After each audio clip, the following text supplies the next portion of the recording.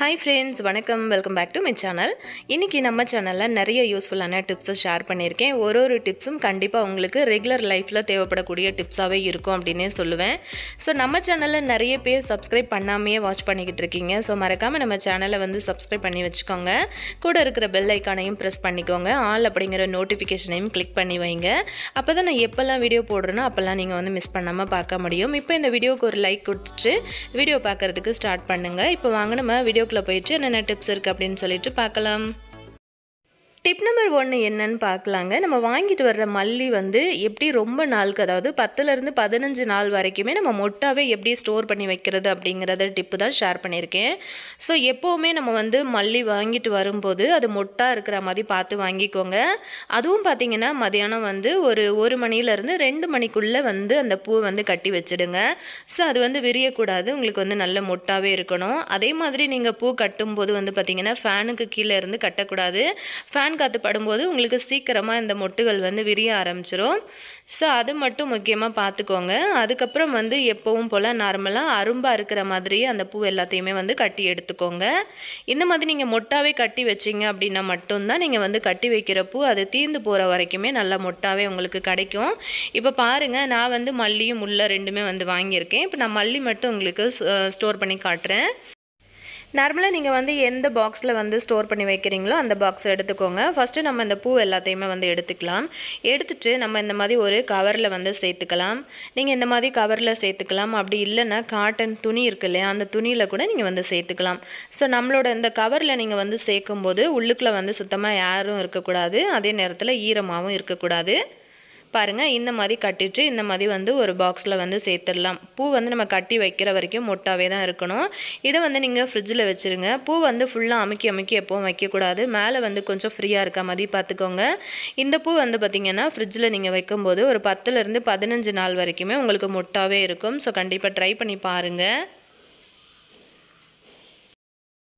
Road கடை சைடில் வந்து கிடைக்கிற மாதிரி ரொம்ப டேஸ்டியான ஒரு தக்காளி கொத்தமல்லி சட்னி எப்படி நம்ம வீட்டில் ஈஸியாக ப்ரிப்பேர் பண்ணுறது அப்படிங்கிறத ஷேர் பண்ணியிருக்கேன். ஸோ நான் அவங்கக்கிட்ட வந்து கேட்டு தெரிஞ்சுக்கிட்ட ஒரு சட்னி ரெசிபி தான் இது. இப்போ வந்து பார்த்திங்கன்னா கொஞ்சமாக ஆயில் சேர்த்துட்டு எனக்கு தேவையான அளவுக்கு காரம் வந்து 2 மிளகாய் வந்து இந்த மிளகாய் வந்து பார்த்திங்கன்னா ரொம்ப காரம் அதிகமாக இருக்கும். அதனால் 2 மிளகாயை சேர்த்து ஃபஸ்ட்டு நான் இந்த மாதிரி வறுத்து எடுத்துக்கிட்டேன் எண்ணெயில். அதுக்கப்புறமா 1 ஸ்பூன் அளவுக்கு உளுத்தம்பருப்பு வந்து சேர்த்துக்கோங்க. ஒரு 4 ல இருந்து 5 பல் கூட தாராளமாக பூண்டு சேர்த்துக்கோங்க. ஒரு சின்ன துண்டு புளி சேர்த்துக்கோங்க. நான் வந்து பார்த்தீங்கன்னா 3 பேருக்கான அளவு இப்போ வந்து சட்னி செய்கிறேன். உங்கள் வீட்டில் வந்து அதிகமான மெம்பர்ஸ் இருந்தாங்கன்னா குவான்டிட்டி கொஞ்சம் அதிகம் பண்ணிக்கோங்க. தக்காளி நல்ல பெரிய பழுத்த தக்காளியாக ஒரு தக்காளி வந்து சேர்த்துருக்கேன். நம்ம புளியும் வந்து சேர்த்துருக்கிறதுனால தக்காளி வந்து நான் அதிகமாக சேர்த்துக்கல. புளியும் வந்து சேர்க்கறதுனால நல்ல ஒரு டேஸ்ட் கொடுக்கும். அதுக்காக சேர்த்துருக்கேன். இப்போ வந்து பார்த்தீங்கன்னா துருவின தேங்காய் வந்து ஒரு 3 ல இருந்து 4 ஸ்பூன் அளவுக்கு சேர்த்துருக்கேன். இது எல்லாத்தையுமே சேர்த்து நல்லா அந்த மாதிரி வதக்கி விட்டுருங்க. நல்ல வாசம் வரும். இப்போ ஒரு கைப்பிடி அளவுக்கு கொத்தமல்லி வந்து சேர்த்துக்கோங்க. சேர்த்துட்டு ஒரு 2 நிமிஷம் அந்த மாதிரி வதக்கி விட்டுட்டு நம்ம ஸ்டவ் ஆஃப் பண்ணிவிட்டு இதை ஆற வச்சிடலாம். இந்த சட்னி வந்து பார்த்திங்கன்னா நம்ம இட்லி தோசை சப்பாத்தி வெறும் ரைஸ் கூட வச்சுட்டு பசஞ்சு சாப்பிட்றதுக்கு ரொம்ப சூப்பராக இருக்கும். கண்டிப்பாக ஒரு தடவை ட்ரை பண்ணி பாருங்கள். நல்லா ஆறுனதுக்கு அப்புறமா இந்த மாதிரி ஒரு மிக்ஸி கப்பில் மாற்றிக்கோங்க. மாற்றிட்டு தேவையான அளவுக்கு உப்பு சேர்த்துட்டு நல்லா அதை ஒரு நல்ல ஃபைன் பேஸ்ட்டாக அரைச்சி எடுத்துகிட்டு வந்துடலாம். இப்போ இதுக்கு வந்து தாளிப்பு கொடுக்கறதுக்காக கொஞ்சமாக ஆயில் கடுகு அதுக்கப்புறம் வந்து கருவேப்பிலை சேர்த்துருக்கேன். அவ்வளோதான். இந்த மாதிரி சேர்த்துட்டு இந்த சட்னியில் வந்து மேலே வந்து ஊற்றி விட்டுருங்க. இப்போ இந்த சட்னி வந்து ரொம்ப டேஸ்டியாக சுட சுட நமக்கு நல்ல கமகமன்னு வாசத்தோட ரெடி ஆயிடுச்சு.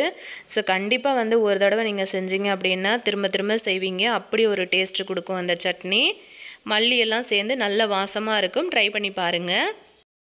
இப்போ நம்ம அடுத்த டிப் என்ன அப்படின்னு பார்க்கலாம். நம்ம வந்து சமையலுக்கு ரெகுலராக யூஸ் பண்ணுற இந்த வெங்காயத்தோட தோலை வந்து நிறைய பேர் என்ன பண்ணுவோம் குப்பையில் தூக்கி போட்டுருவோம். அப்படி இல்லைனா செடி வச்சுருக்கிறவங்க செடியில் வந்து அப்படியே மேலே போட்டுருவாங்க.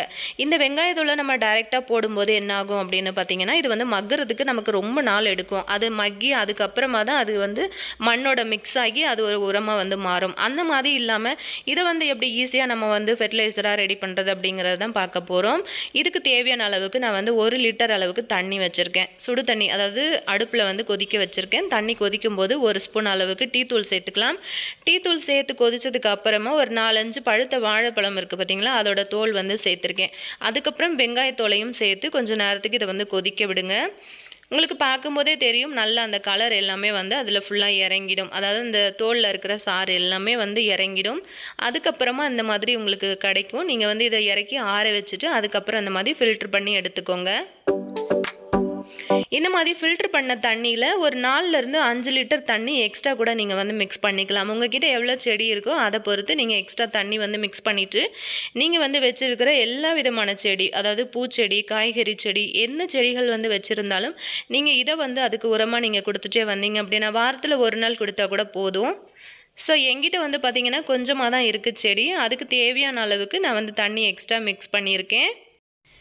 இப்போ இதை ஆல்ரெடி வந்து நான் நேற்று ஈவினிங் வந்து தண்ணி ஊற்றினேன் செடிகளுக்கு. ஸோ நான் என்ன பண்ணுறேன் அப்படின்னா இன்றைக்கி காலையில் வந்து அந்த சின்ன கப்பில் ஒரு கப் அளவுக்கு நான் வந்து இந்த தண்ணி கொடுக்குறேன். இப்போ அடிக்கிற வெயிலுக்கு வந்து பார்த்திங்க அப்படின்னா நீங்கள் இந்த மாதிரி தண்ணி ரெடி பண்ணி நீங்கள் செடிகளுக்கு கொடுத்துட்டே வந்தீங்க அப்படின்னா அதுக்கு நல்ல ஒரு ஊட்டச்சத்தாக இருக்கும். அதே மாதிரி உங்களுக்கு வந்து செடி, அதாவது ரோஸ் செடி அதெல்லாம் வந்து நிறைய பேர் வச்சுருப்பீங்க. மொட்டு கம்மியாக இருக்கும், இல்லை மொட்டு விடாமல் இருக்கும், இல்லைன்னா தழுத்து கூட வராமல் இருக்கும். அந்த மாதிரியான டைம்களில் நீங்கள் என்ன பண்ணலான்னா இந்த மாதிரி நீங்கள் கொடுத்துட்டே வந்தீங்க அப்படின்னா உங்களுக்கு வந்து சூப்பரான ரிசல்ட்டு நீங்கள் வந்து கண்கூடாவே பார்க்க முடியும். ஸோ நான் வந்து பார்த்திங்கன்னா என்னோடய செடிகளுக்கு வந்து இந்த மாதிரி தான் இப்போ கொடுத்துக்கிட்டு இருக்கேன். உங்களுக்கு பார்க்கும்போதே தெரியும் ஸோ செடிகள் வந்து எந்த அளவுக்கு இருக்குது அப்படின்னு. அடிக்கடி வந்து வீட்டில் இந்த மாதிரி வேஸ்டேஜ் வந்து நீங்கள் எடுத்து வச்சு இந்த மாதிரி ப்ரிப்பேர் பண்ணி நீங்கள் கொடுத்துட்டே வந்து பாருங்கள். உங்களோட செடிகள் வந்து நல்ல க்ரோத் ஆகும். ஸோ நல்லா வளர ஆரம்பிக்கும். கண்டிப்பாக நீங்களும் வந்து ட்ரை பண்ணி பார்த்துட்டு எப்படி இருக்குன்னு சொல்லுங்கள். இப்போ நம்ம அடுத்த டிப் என்ன அப்படின்னு பார்க்கலாம். சப்பாத்திக்கெலாம் தொட்டுக்கிற மாதிரி ரொம்ப சூப்பரான ஒரு முட்டை பொடி மாஸ் எப்படி பண்ணுறதுன்னு பார்க்கலாம். எண்ணெய் காஞ்சதுக்கப்புறம் சீரகம், கருவேப்பிலை சேர்த்துருக்கேன். ஒரு 3லேருந்து 4 பெரிய வெங்காயத்தை சின்ன சின்னதாக அந்த மாதிரி கட் பண்ணிவிட்டு சேர்த்துருக்கேன்.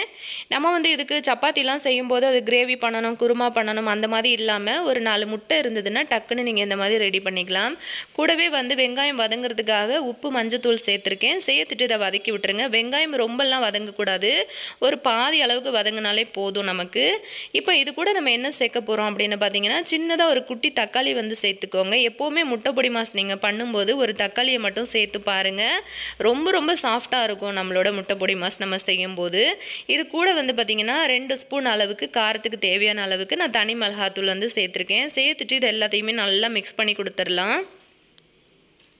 அதுக்கப்புறமா 4 முட்டையை வந்து இந்த மாதிரி எடுத்து இதுக்குள்ளே நம்ம ஊற்றி விட்டுடலாம். முட்டையை ஊற்றி விட்ட உடனே வந்து கிண்டக்கூடாது. இதை வந்து ஒரு மூடியை போட்டு நம்ம அப்படியே மூடி வச்சிடணும். முட்டை வந்து பாதி அளவுக்கு வெந்ததுக்கு அப்புறமா நீங்கள் இந்த மாதிரி கரண்டி வச்சு கலந்து கொடுத்துருங்க. அப்போ தான் முட்டை வந்து ரொம்ப இந்த மாதிரி ரொம்ப பொடியாக உடஞ்சி போகாமல் கொஞ்சம் பெரிய சைஸாக நமக்கு கிடைக்கும். பாருங்கள், அவ்வளோதான். ரொம்ப சூப்பராக உதிரியாக ரொம்ப டேஸ்டியாக இருக்குங்க இந்த முட்டை பொடி மாசு.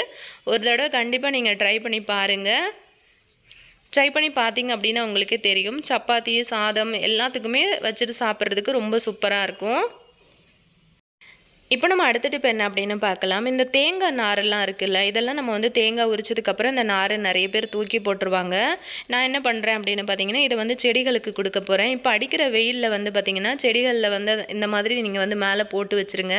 நம்ம ஊற்றுற தண்ணி வந்து சீக்கிரத்தில் காஞ்சு போகாது. 2 நாளாக இருந்தால் கூட அந்த மண் வந்து ஈரம் காயாமல் உங்களுக்கு நல்லா அந்த ஈரத்தன்மையை நல்லா அப்சர்வ் பண்ணி அதை அப்படியே காய விடாமல் வச்சுக்கும். நம்ம ஊற்றுற தண்ணியை கூட நல்லா இதை வந்து உறிஞ்சு வச்சுக்கும். மண்ணை வந்து காய விடாது, நல்ல ஈரமாகவே வச்சுக்கும் எப்போவுமே. ஸோ செடிக்கு வந்து அது ஒரு நல்ல உரமாகவும் யூஸ் ஆகும். ஸோ கண்டிப்பாக ட்ரை பண்ணி பாருங்கள். இன்றைக்கி ஷேர் பண்ண டிப்ஸ் எல்லாம் பிடிச்சிருந்ததுன்னா உங்கள் ஃப்ரெண்ட்ஸ் அண்ட் ஃபேமிலி மெம்பர்ஸ்க்கும் ஷேர் பண்ணுங்கள். திரும்பவும் இதே மாதிரி சூப்பரான ஒரு டிப்ஸ் வீடியோவோட நான் உங்களை திரும்ப மீட் பண்ணுறேன் ஃப்ரெண்ட்ஸ். தேங்க்யூ.